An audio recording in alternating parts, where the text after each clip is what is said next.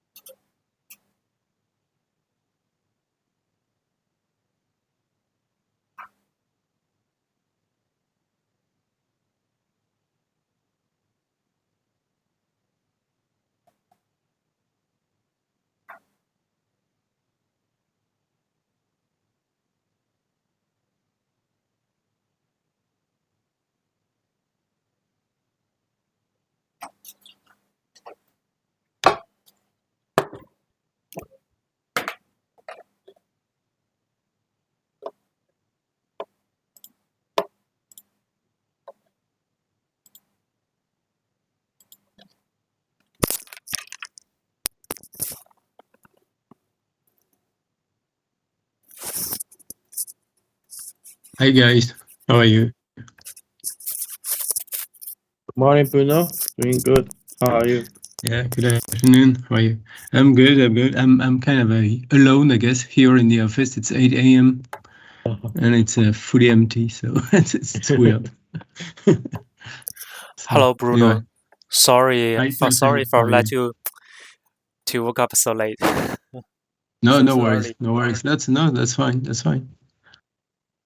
You know, sometimes it's the other way around when it's late for you. So. Hey guys, I have meeting at 3:30, so maybe we can start from now. Yeah. Yes. All right. Let's go. I haven't seen. Christophe's supposed to join you, right? Christoph is in another meeting, so maybe just Okay. me and Mhm. Henry have a meeting. All right. Have this meeting with you. Okay. And Laurent Billet, I don't know. So yeah, let's start. Okay, go ahead. Okay, sure. So, in this topic about big data, pricing strategy, and the real-time corporate carbon footprint estimation, it's more about the market things. So for here, the keyword is capitalization of big data asset and upcharge in big data market. Then we were going to investigate carbon market design and corporate carbon footprint estimation. So the partnership is with NTU professor. The guy's name is Ducey Tiato. He's an IPP fellow in computer science school in NTU. Okay. Kristen? Okay. No, just can you just come back? So just to get the title, Big Data Pricing Strategy, Real-Time Corporate Carbon Footprint Estimation. So, because to me there are kind of two topics. So, but I believe you will explain more in details. Yes, they are a little bit separated, but I think both of them are talking about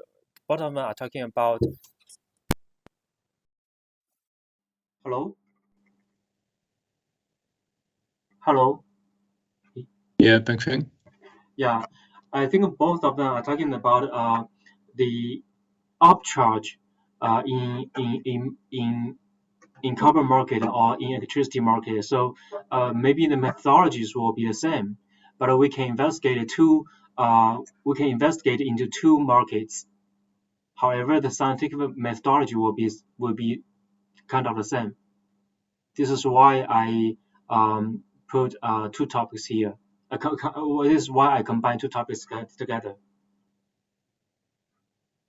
Okay. I mean, okay, go ahead. I might have comments afterwards. Okay, sure.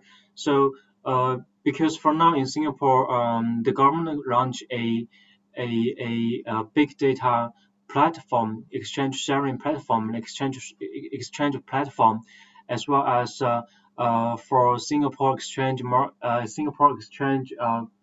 company.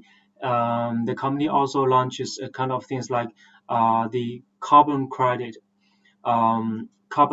exchanging platform. So I think the carbon credit market, and big data market can be a very good example to explore for EDF in the future, to investigate how we can make upcharge in these two markets. So this is the background here in Singapore.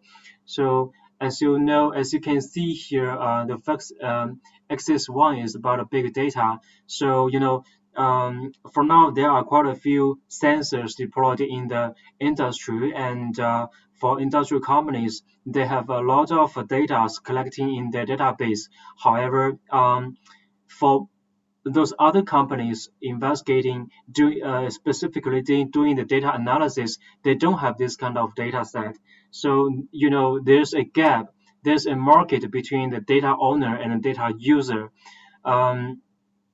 For now, if you have this demand and the supply, it is possible to fulfill the demand and the supply. So there's a market out here. So yeah, and another thing is that the data here can be regarded as a kind of asset. However, this asset is different from conventional goods and service. So for now, it is not clear. It is not clear for both researchers and practitioners what is the market mechanism if you have the big data market, and how to price a big data asset. So these two questions are not for now. We don't have answer to these two questions. So what we can do is to do the literature review first, review the big data market in Southeast Asia, and second one, the PhD students will generate quarterly reports for EDF R&D and the local business unit for developing some possible collaborations with different industry companies. And second one is to identify the salient big differences between big data asset and the conventional good and service. So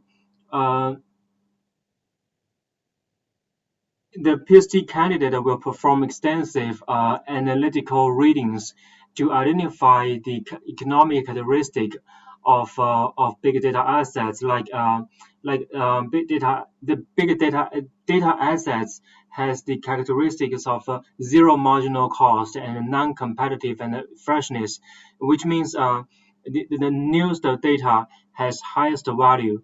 So and there's no cost for generating data. So this is the new characteristic to the data set asset, which are different from the conventional good and service. So what we're gonna do here is to let the students to investigate, explore the difference between the big data asset and the conventional good and services. The third one is to formulate a scientific problem in this big data assets. So let's say in the market you have a lot of asset owners, you have a lot of big data asset owners, and there are quite a few users. So maybe game theory will be a proper methodologies to analyze a equilibrium in the market. So first of all, the candidate has to quantify the impacts of data freshness of data set on data set values, and try to mathematically model the preferences of data asset owners and users. So the second one is to leverage on the game theory modeling to explore the strategy of data asset management to maximize the entire market utility. So the student has to answer two questions maybe. How how long how long how long the data asset should be updated will be the optimal option. Consider that data freshness will induce cost. If you want to update your as data asset owner, if you want to refresh your data set in a very fast way, it will induce a lot of cost. So you have to strike a balance between the data freshness and its cost. And second question is under different pricing scheme. So for now, as what I see for the big data asset studies, there are uniform scheme, which means your data prices will not be changed anyways. And second one is the bi-level pricing scheme. Bi-level pricing scheme means you have some threshold. Once your data freshness over once your data freshness is larger than some threshold, then the price of data asset will be another value. So this is a bi-level pricing scheme. Another one is dynamic scheme. Dynamic scheme means you can dynamically price your data asset according to different situations in the market. So under different pricing schemes, how we can reach a market equilibrium, this is a question. And I think there are some interesting questions that can be investigated as a PhD topic. So the outcomes here will, of course, Python code and academic papers. What do you think of this topic? I think this kind of concepts may be a bit new to most of people regarding big data as assets. I wouldn't say it's fully new as long as EDF R&D has been working on data for years. So, and we even have I don't know if you know that, what we call a data innovation lab here. So it's a group of people from different R&D departments gathering their competences and leveraging their multiple skills, I would say, and tools, then to provide solutions and expertise regarding data. So generally about data taken as a whole, I believe we have quite a lot of knowledge. I mean, indeed, not specifically on Singapore by definition, but on data generally speaking. But I'm curious about Singapore because on this topic, you mentioned that there will be a new, platform or something opening, making data available to many stakeholders willing to benefit from that. Yes. So this is what you said in the beginning. But where are we at the moment? Is it something that's already existing? Is it something for the future? Is it something that's planned? How is it? Is it just like taking off slowly or rapidly? Is it already operational? Because I'm wondering.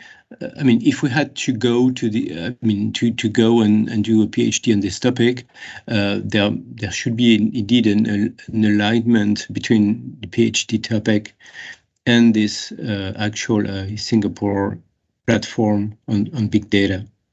The big data platform in Singapore. There's a news from the government launching this kind of platform. I think it's still in the progress of establishing the platform. It's not finished yet, I guess. However, there's no more news from the government about this topic, about this platform.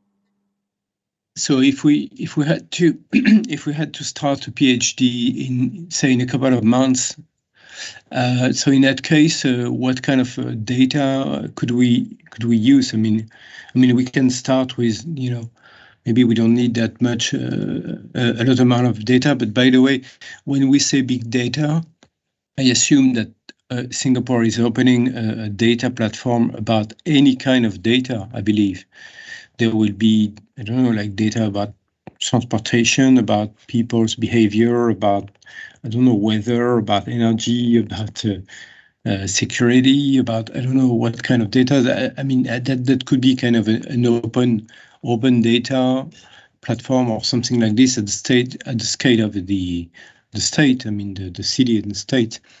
And so I'm one. So do you know if there will be energy specific data in this batch of data? Because in the end, we might be more interested in energy data. I mean, energy taken as a whole, because again, transportation must be of interest and some others, but we definitely won't be interested in I don't know what kind of social aspects or whatever. There will be just a subset of data that might be of interest. So what is your take on this? Okay. My idea here is to investigate the is to see the data set itself as a kind of asset. This is a new format asset. So my idea here is more about economic study or economic market or market study or market modeling, that kind of things. It's not really specific related to energy or electricity. Yes, but in the end, indeed, my question will be, obviously, this is a PhD, so we are thinking ahead, we are preparing the future and everything. That's fine. But in the end, what would be the link between this and more, operational interest for EDF, like developing a new business, developing a new activity, I don't know, like being more efficient in what we do. There might be many outcomes, but seen as in the midterm from now, say we start this PhD in 23. So what about 24, 25, 26? If where do we get in the end? So this is a bit my question. I think so. I think this kind of studies can be used by EDF trading. If you have let's say if you are doing the trading in commodity market in Singapore or whatever, once we enter into this big data platform, EDF trading can be a player, and it's better for EDF trading to understand the price mechanism of the big data and how to better arbitrage from the big data market. So basically, I think we can consider this big data asset as this kind of market as a commodity market that is similar to gas market, LNG market or electricity market. So I think this kind of studies can be used by EDF trading.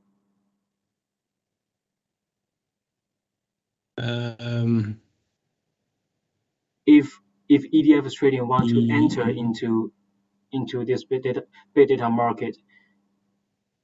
Yeah, but in that case, this is probably. I mean, maybe it's written in the next slides of your presentation. But I mean, from the very beginning here at this point, I'd like to. That's why I was asking this question.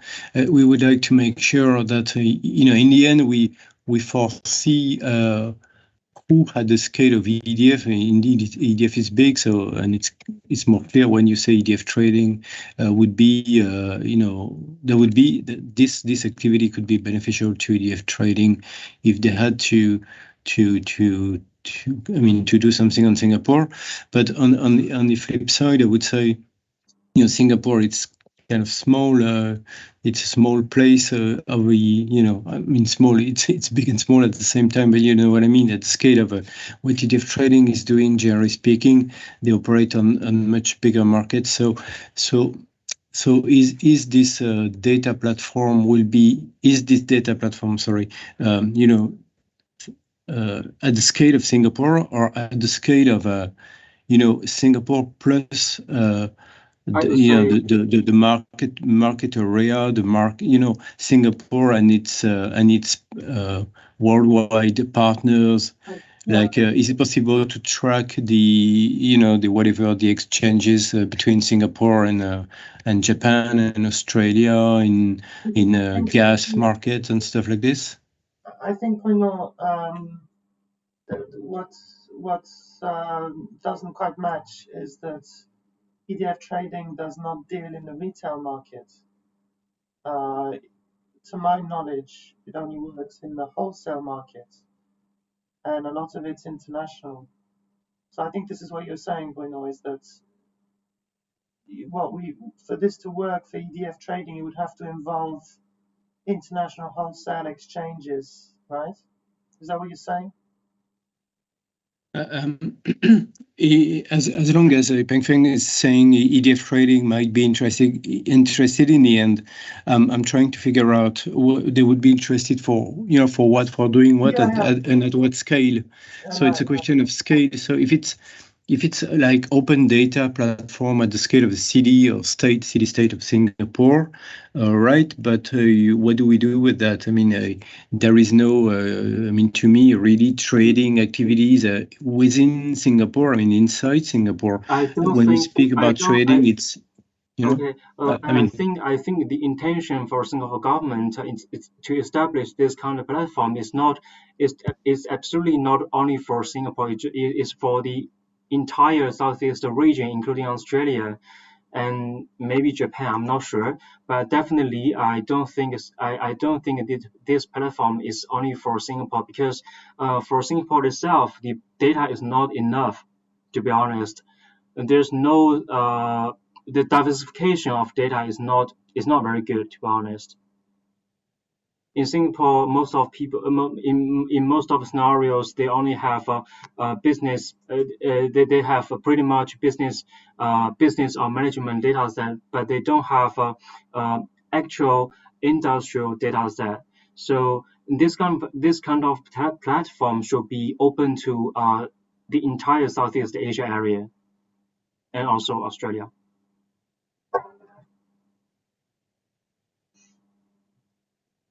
Anyway, to me, this is a question because in the end, again, we would like, if we assume that in the end, I mean, in the midterm, EDF trading might be interested in the outcomes of this activity.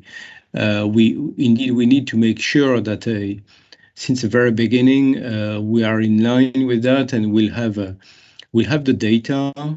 And we have, or I would say, sufficient data to do concrete things, and then indeed to look at maybe market modeling and I don't know, like simulations of pricing zones of trends or whatever. But I'm a bit cautious about this because on one hand, again, there is this question of scale, so I am not sure about the scale of the data, the perimeter of the data that will be made available. Not sure. There is, by the way, another question. Are we talking really about open data, or is it more like there will be data, and if you need the data, please pay for it? And I believe this is more like there might be some in between, depending on the data. There might be free data, but some data that we need to purchase. So there's an induced question about what data will be made available and at what price. And so I believe we do not have any answer on that for the moment.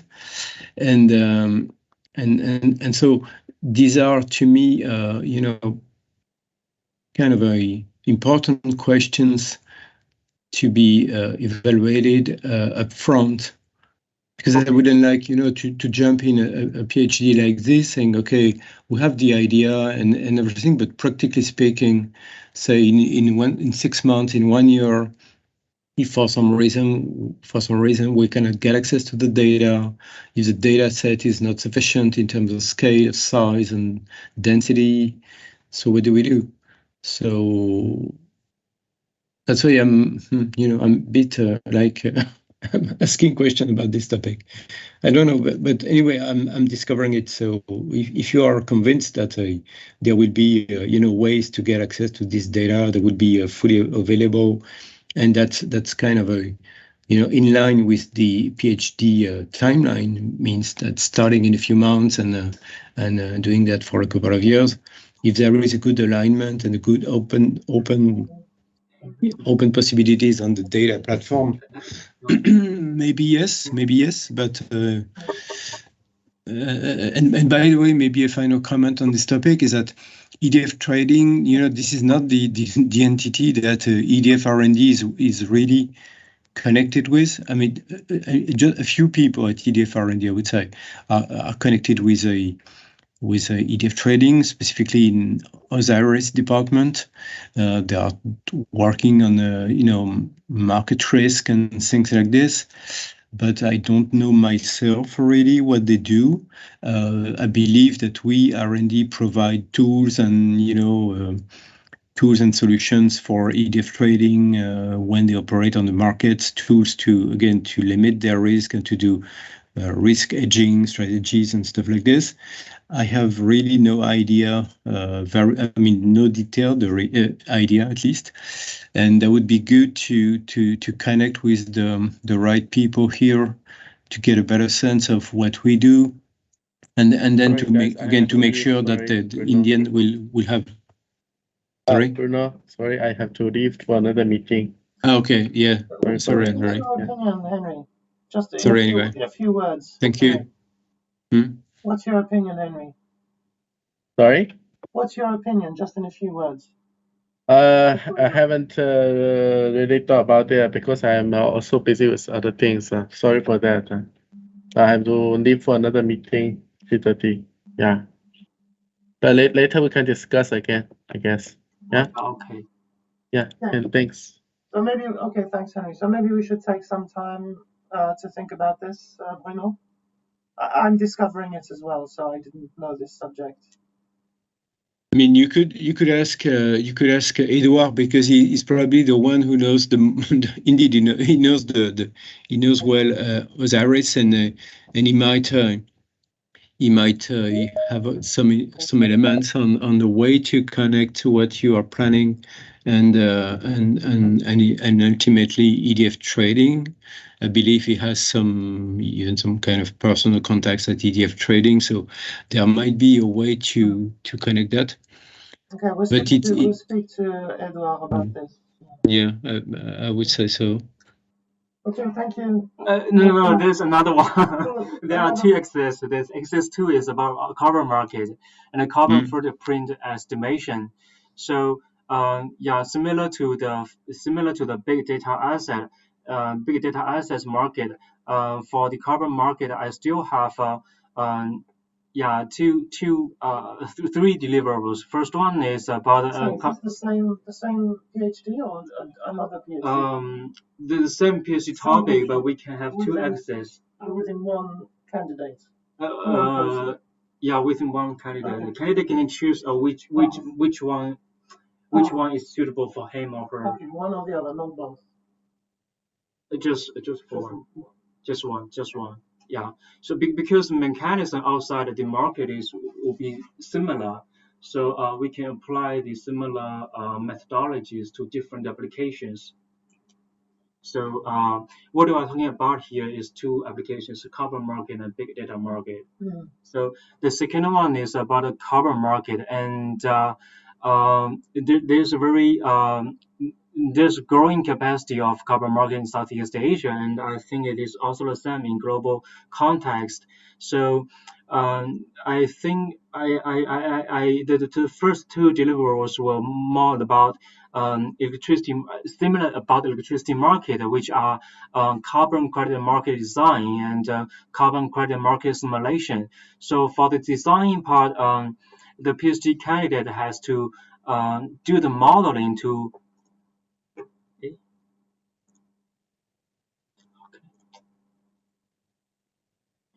So the PhD candidate has to do the modeling to quantify, to perform the quantitative and the qualitative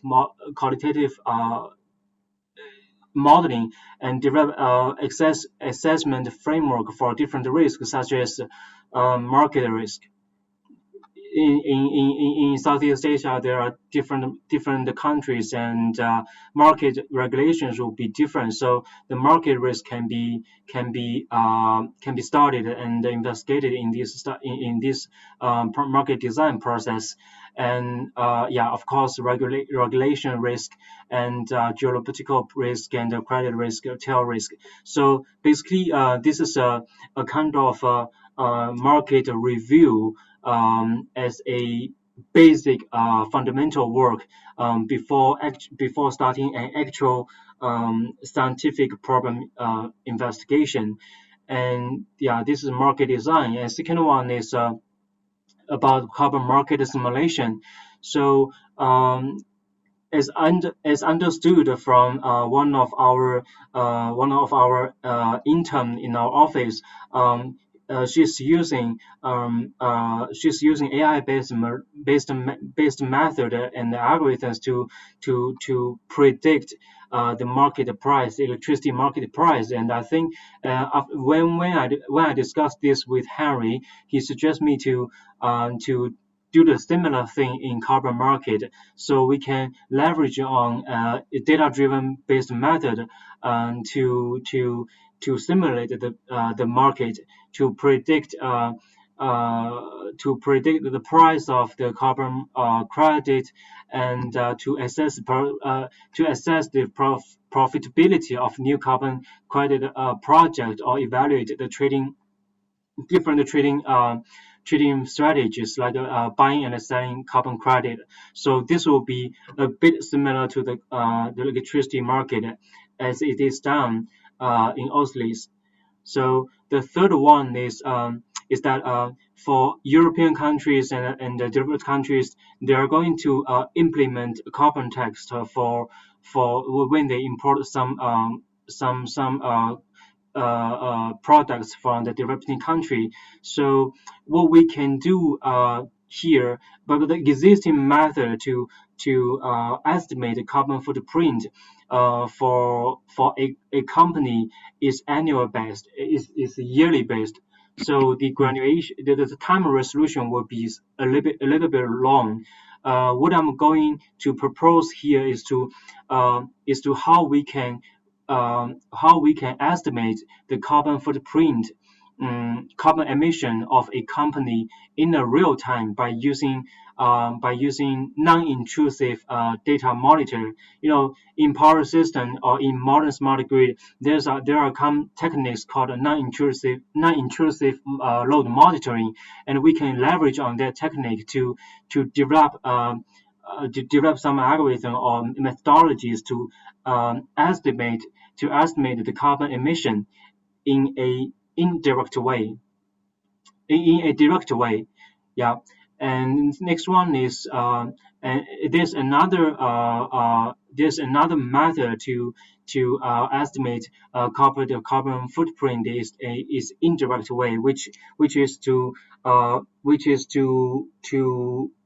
analyze the electricity flowing on the power grid to indirectly estimate the marginal carbon emission of a corporate, and finally we can combine the indirect carbon emission results and direct carbon emission results and come together, summing up them together and come out to we can end up with the entire carbon emission for a particular corporate.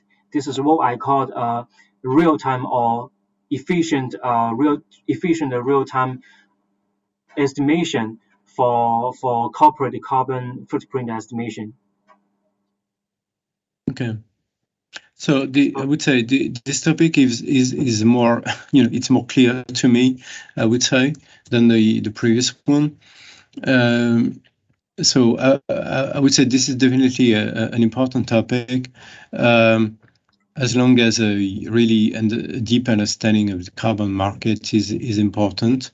In the R&D activities in the US, we have already investigated this, and they have done already a lot of analysis and surveys, and they have investigated also some kind of tools, platforms, and there's at least one, by the way, in which EDF has invested a few months ago.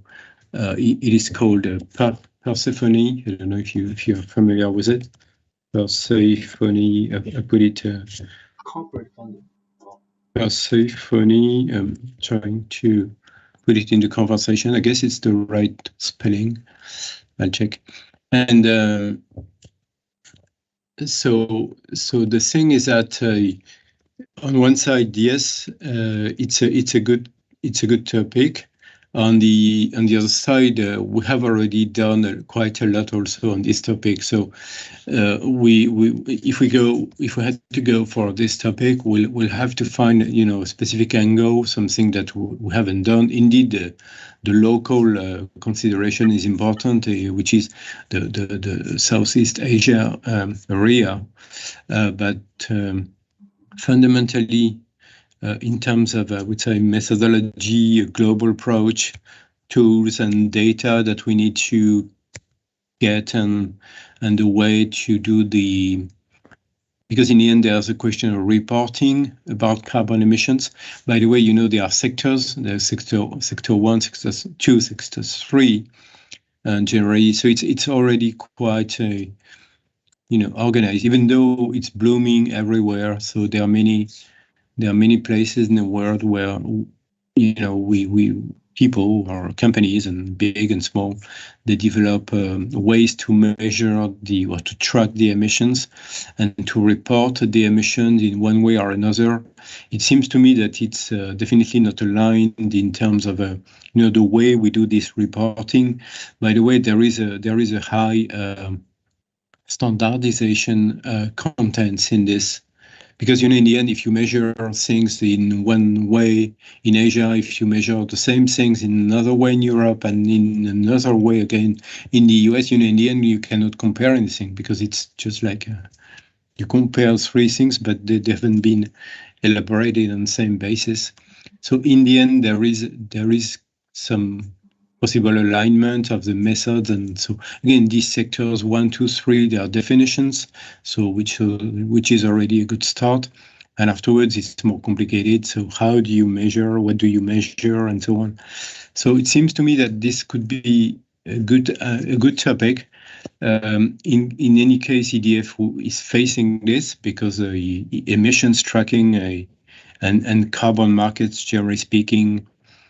What are the stakeholders, the market price, the possibilities to face risk and to hedge against the risk and so on.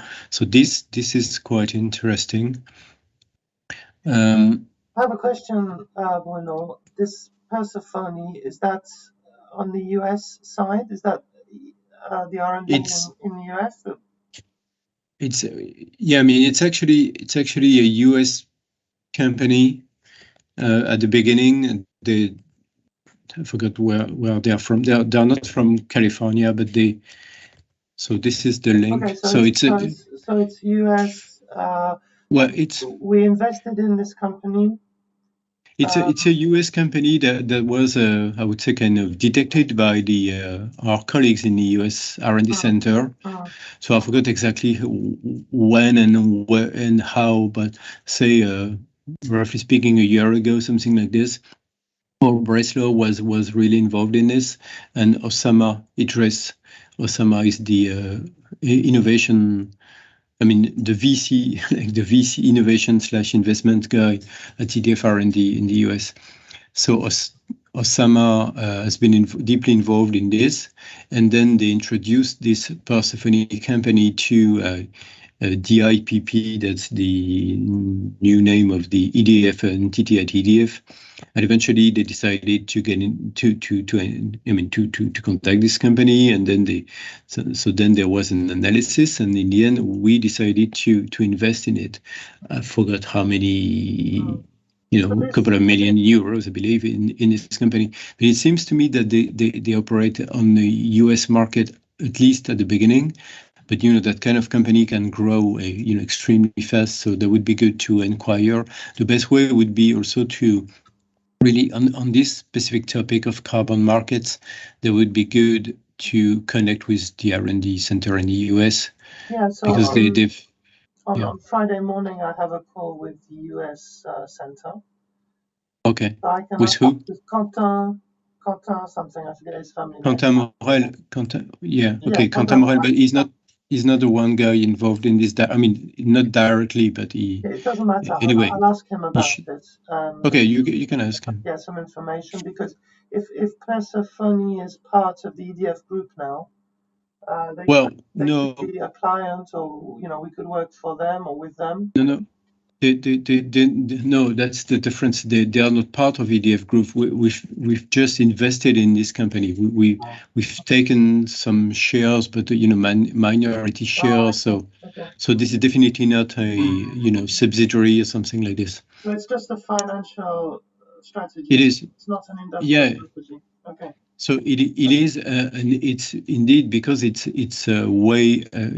well aligned with our overall strategy and mission statement and everything. So so obviously, but well, I mean, it was just an example mentioning this company. I mean, I'm not saying that they would do everything on this topic, but at least, and by the way, there was a seed funding activity last year, headed by Paul Breslow in the US again, and it was all about emissions tracking against sector 1, 2, 3, and the name was Periscope. So that was the name of the seed funding activity, and eventually they called it Periscope. There is, I mean, anyway, there is an alignment between two R&D initiatives, and they reported a lot of elements again to the IPP and to de-risk the corporate strategy. And so I have a bunch of things on this topic here in my laptop. I'll try to retrieve something quite synthetic, and I will send it to you. But again, you are in the different place where we have done nothing for the moment. So there's probably an open space in Southeast Asia, and it's more like it is not that mature. So it's probably the good time to investigate in this topic and specifically leveraging your local presence in Singapore, international division, obviously, and the advance we've taken already on this topic, at least in the US, but not only, because it's also a topic that's covered here in Saklai by some colleagues. So there is a bunch of things that if we had to go for this PhD topic, there would be a big chunk of things that you would need to discover, I would say, or to learn or to benefit from. And based on that, once we know what we have already, what we know on this topic, and so the approach, the tools, and so on, well, then to me there should be room to build a specific PhD topic specific to Southeast Asia, and aligned in the midterm again with a possible benefits for EDF as a whole. Okay. So I think the final date we are gonna make a decision whether if we want to fund a PhD is 15 December. So I think there are still 2 weeks away. How I can do for now? I mean, it is, I mean, based on today's discussion, Pengfeng, to be extremely transparent, the first axis, the first topic, I don't get it that much because it's very general on data, and based on what I said, I'm not sure that we will find also, what we need in such topic is that we need to find traction here. We need to find people. I'm very practical saying it. We need to find people already interested in the topic that will consider that what you do in Singapore is beneficial. Yeah. And it gives a good opening, a good addition, complementary, elements and so on, and so they would be eager, to get the results, and they would easily, dedicate some time discussing with you, with the PhD candidate, and so on. If it's on a topic that's a bit aside, a bit too general, a bit too vague, I would say, to some extent, that will be very complicated, and you might end up being kind of alone working on it, and that's not good to me. So I'm fully in favor of PhD topics because again that's now one of the best ways to really prepare the future. But assuming that we're on a solid topic where we can find, connections with. So topic number 2 here, carbon markets and footprint. There's definitely a big chunk of things that are done on this topic. So what you would do on this would be, an addition, and would be quite connected or well connected, and that's all good, at least, seen from what I see today. So okay. So I understand your point. Maybe for the axis 1, I think we just drop it and we focus on axis 2, a carbon market and a carbon product estimation. So what will be the next step? Maybe I can. I think you should speak to Edouard about this topic, carbon market, and Henry. Then and if they think that it's good or it's, has some potential, then we try and get as much information as we can about what's already been done at EDF, like Parsiphony and so on, and all this stuff, and Periscope, and then see if we think that it's worth it. Because I think a PhD topic, needs to be really fundamental. It can't be just applying something that happens in America to Asia. That's not enough of a PhD subject, right? So I understand that there's some local context that gives it a special, let's say, angle, maybe. But if it's just doing stuff that's already been done before, and there are lots of these platforms that exist, or these software that evaluate the markets, I don't know anything about it, so I'm not sure. But if that's the case, then there's no point in doing it again. Yes, right. So, okay, so drop subject 1, axis 2, check with, unfortunately Henry's gone, I think, so check with Henry and check with Edouard what they think, and we'll see. Okay. Yes, but it is so that's indeed what you need to do, quickly. I would say quickly. In the meantime, I'll try to retrieve a few things. I will send that to you today. Yeah, okay. but in the end, we need to have also the green light. I mean, I would say from Laurent Billet, he's not connected, but he's my neighbor. His office is across mine, across the corridor. So when I see him today or tomorrow, I can discuss with him. But that shouldn't be a big trouble. Okay, sure. But what we need to ensure is that there is an R&D program. Again, there are key people that's really validating that, okay, this is a good direction, and okay, the remaining part that we will have to finance, because in the end the local Singaporean public funding stuff is not covering. It seems to me that it's not covering everything. And in any case, there is a PhD. I mean, the people. I mean, I would say the PhD candidate, but there are additional costs, because in the end there will be travel costs, there will be management cost, like experts spending time. There will be, and indeed the candidate cannot work alone, so you need some environment. So there would be you, there would be Christophe, there would be Henry, there would be I don't know who, that might involve also a couple of people here in France or in the US. So there will be an additional cost that we need to face, and we by the way, we need to have a rough estimate of what it could be, and make sure that we have the funding. I mean, at least that we will have somebody supporting this activity, like a sponsor, I would say. And the sponsor is not, Jacques Secrest. In that case, we need to find an R&D program director again. So Edouard is well aware of it. So again, you can discuss that with Edouard. But it's besides the topic in itself, there is a question of organization and money, as always. Yeah. Okay. Yeah. Thank you. So you got the Periscope seed funding and Telescope. Okay, good. So you got that already. No. No, sorry. Excuse me, guys. I was opening a file on my screen and I thought it was your screen, but it's on screen. Sorry.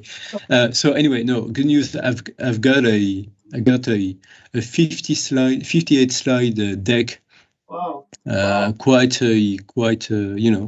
detailed on these Thank you. Tools, and so I'll send it to you. Okay, sure. Thank you so much. Merci Bruno. À bientôt. Ok, à bientôt. Ciao.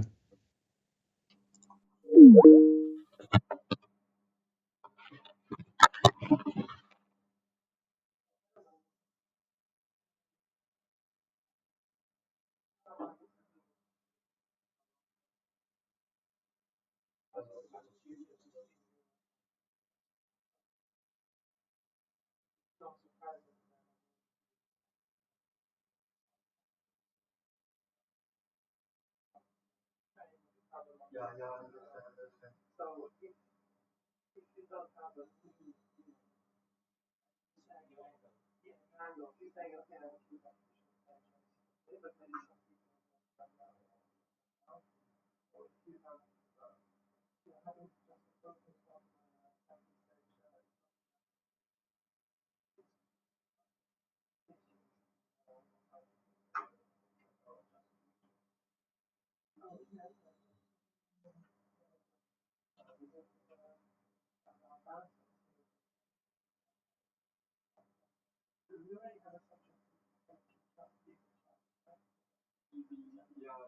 there are some revision comments from Bruno and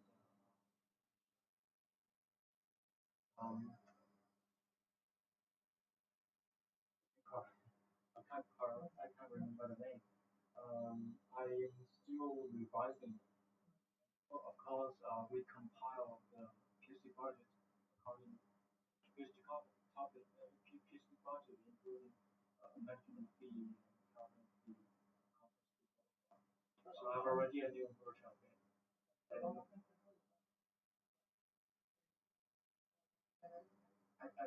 I don't know if it.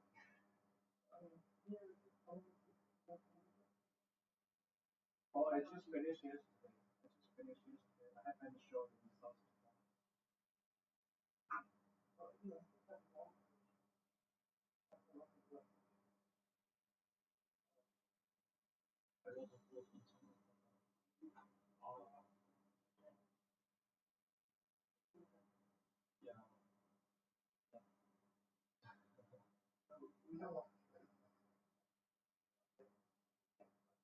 No, three is too much.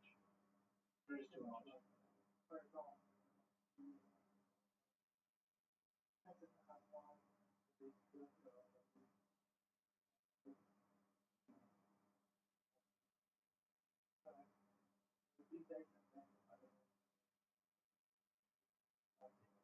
Yes, right.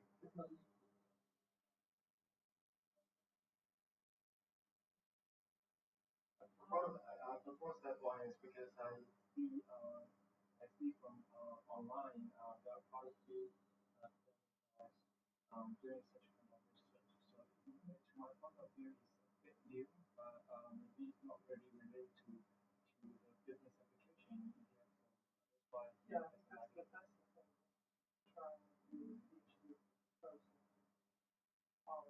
our domain.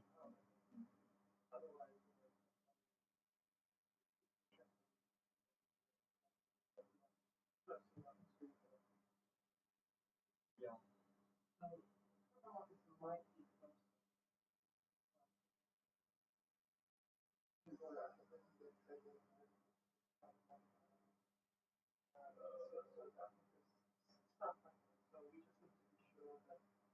But not repeating. As well. As much as the subject theoretically someone supposed to energy, it's supposed to potentially get something but we just like we could say MTV. Oh yeah, I hear that now. It's new to them, but it's not new to us. I understand. Yeah, because limitation. I have limitation of my background. Yeah, me too. So difficult to know everything that's happening.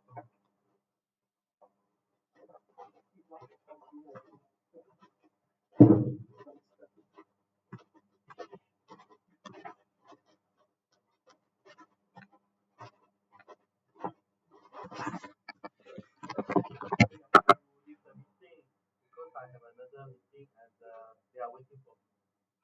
Otherwise, they cannot enter the meeting.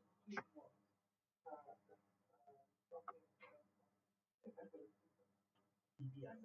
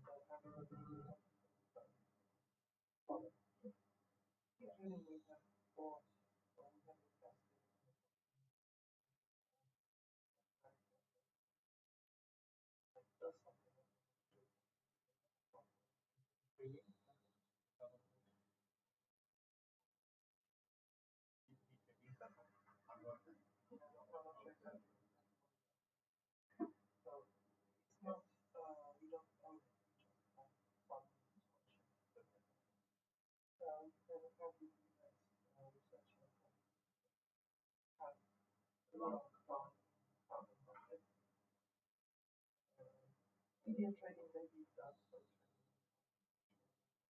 Can we take it back to the NCS, the natural-based solution for the carbon? Natural-based.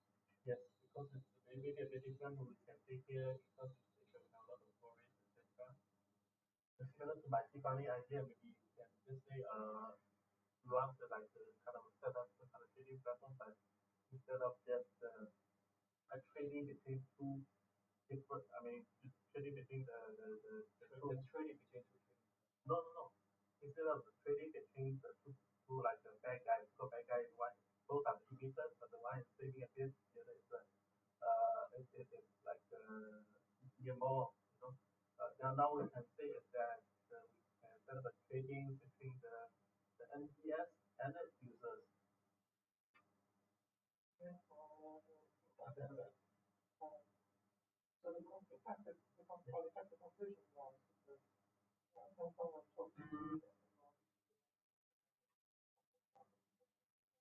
and see what your opinion is, try it. Little consultant send us some information that you can about it,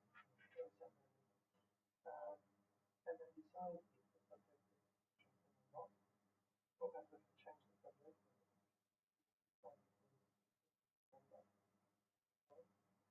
So there's already another subject on electrical vehicles, which might be close on the that was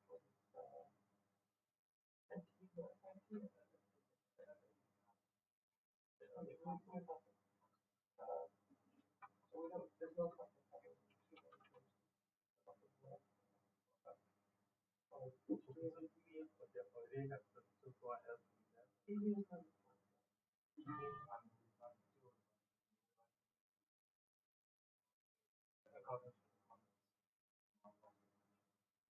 not all so maybe we should discuss the carbon,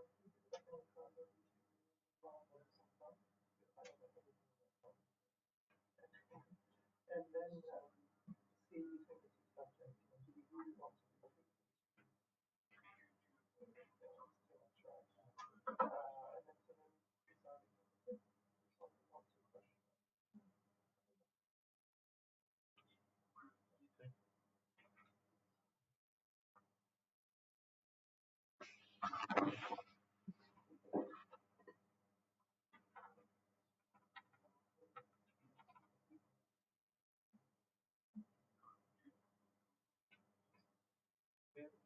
Nature-based solutions. So 就假设你不用因为一般嘛，现在他们的这个carbon的 credit 是从哪里来的嘛？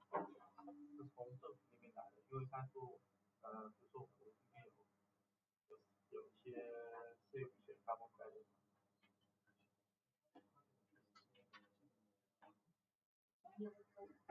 政府印出来的呀。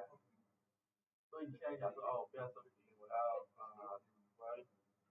造这样啊。natural based solution。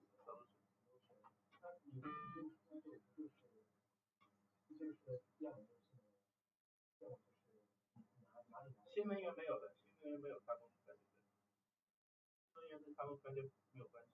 那就是政府内部要决定，然后如果要就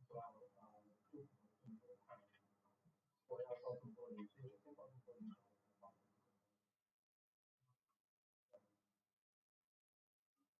不是carbon OK， 它的carbon credit有两种嘛，一种是我政府给的嘛，政府给的话，我整个industry给100个指标，对吗？你们按照他们的各个生产的 GDP 或怎么样来分，大的公司分多一点50个指标，小的公司分20个指标，然后大的公司说我现在用不到这么多，卖给最小的公司，是吧？好，那么这个100是政府决定的，就是其实也不是政府决定的，这120就是有2个market，一个是 compliance market， 这个是政府决定的。虽然就是政府规定说有这个就是等于国力的嘛，国家定，还有一个是 voluntary。我们对政府说就是政府就按照不同的政府不同的做法呀，有些政府就按照说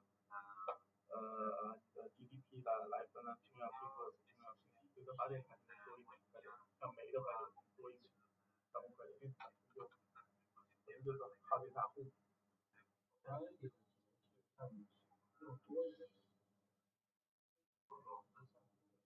啊对啊。能放出多一点。但是好奇怪，但你这个然后不知道整个这个一个国家要放100个100个一个100个是政府协调还是他们就让政府间协调还是政府这个是国家必须定的，它不需要说跟人家协调。欧洲的话是需要协调的吧？其他的地方。应该有它的一套政府应该会有一套白皮书这样讲说它怎么来的。对吧？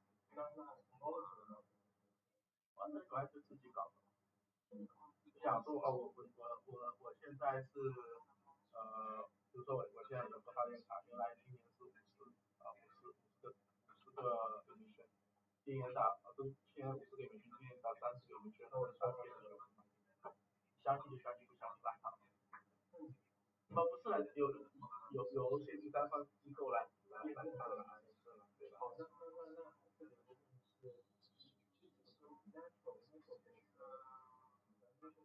这边就是说那我现在我植树造林嘛，我植树造林的话，他们可以offset。但是 C 也是可以拿他们本地。啊？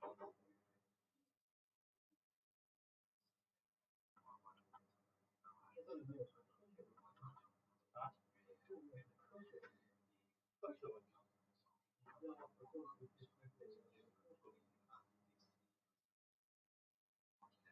就跟他讲说放在 EDB 然后因为是可以怎么放嘛？因为是可以怎么放啊？科学问题，你要科学问题。什么叫科学问题？科学问题就是你要用一个量化的方法解决一个什么问题。